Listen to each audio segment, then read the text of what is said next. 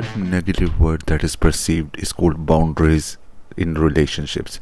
When we talk about boundaries, we are always standing ahead or way back from the conversation because we don't want this in our relationship. But this is the most important thing that you can uphold in a relationship because they remove confusion, they remove resentment, they develop trust, and if it is not there, the trust and honesty will be gone.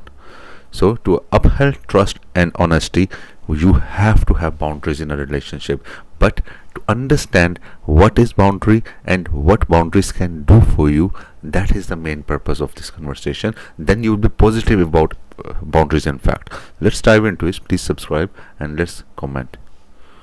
When we say past is a bad thing, it is a very bad thing to go there, a worst thing to live there, but you can learn a lot of things from it, especially when you're talking about boundaries.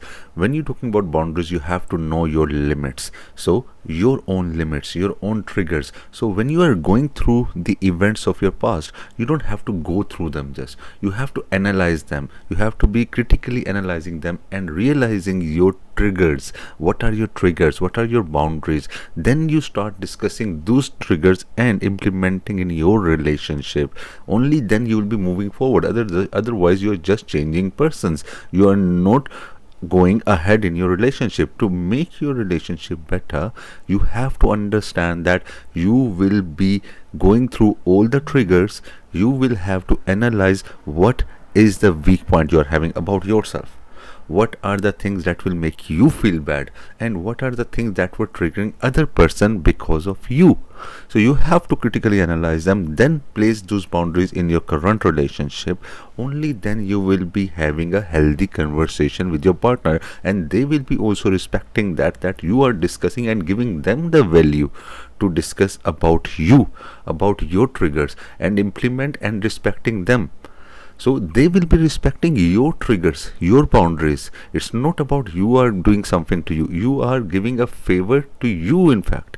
So they will be respecting your boundaries and triggers, but only if they are aware of it. So you have to be open to analyze first, then implement in your current relation. Look, placing boundaries is not easy. It is very challenging sometimes. Sometimes you will be feeling resistance as well. It is very crucial to understand that fact beforehand. If you start implementing boundaries and you are not expecting resistance from a person, even the closest person you have, you cannot enforce that.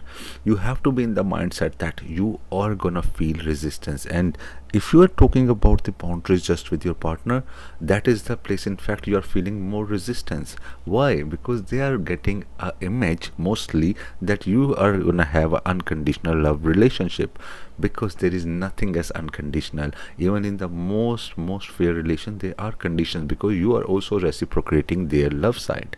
But that is hard to understand and absorb as a human being, because we are not bound for that understanding. We have to understand the difficult part is not understanding the boundaries. The difficult part is not communicating the boundaries. The difficult part is implementing the boundaries on your relationship, because that is where the hard task is gonna be, not for you only, for the other party as well. Your partner will be feeling different because they are not used to of that boundary. They are used to of your unconditional love. They will be thinking you are loving them less by putting boundaries. In fact, you are doing the opposite. You are in fact increasing the bar for your relationship. You are raising the bar for the relationship by putting boundaries, because then you know that the other person is respecting you more, loving you more. But what happens most of the time, you will not be able to implement and enforce the boundaries. So at that time you have to understand this is the next step. The next step is enforcement and reinforcement of the boundaries. Enforcement is not the only thing. A lot of time you will see that partners will start respecting your boundaries, but after some time that will go away. But at that time, what? You have to remind them, you have to reinforce it. How you reinforce it? Even if they still disrespecting your boundaries, how do you enforce and reinforce it? With the help of consequences.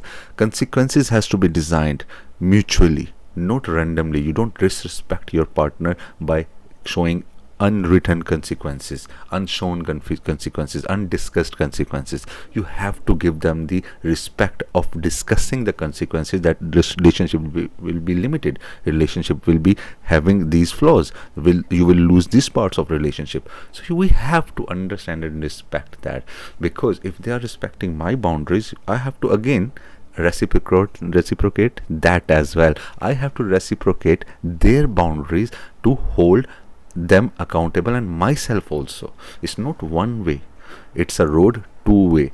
If we only give our boundaries and we do not respect their boundaries, what's going to happen? Still we are not going to have a healthy relationship.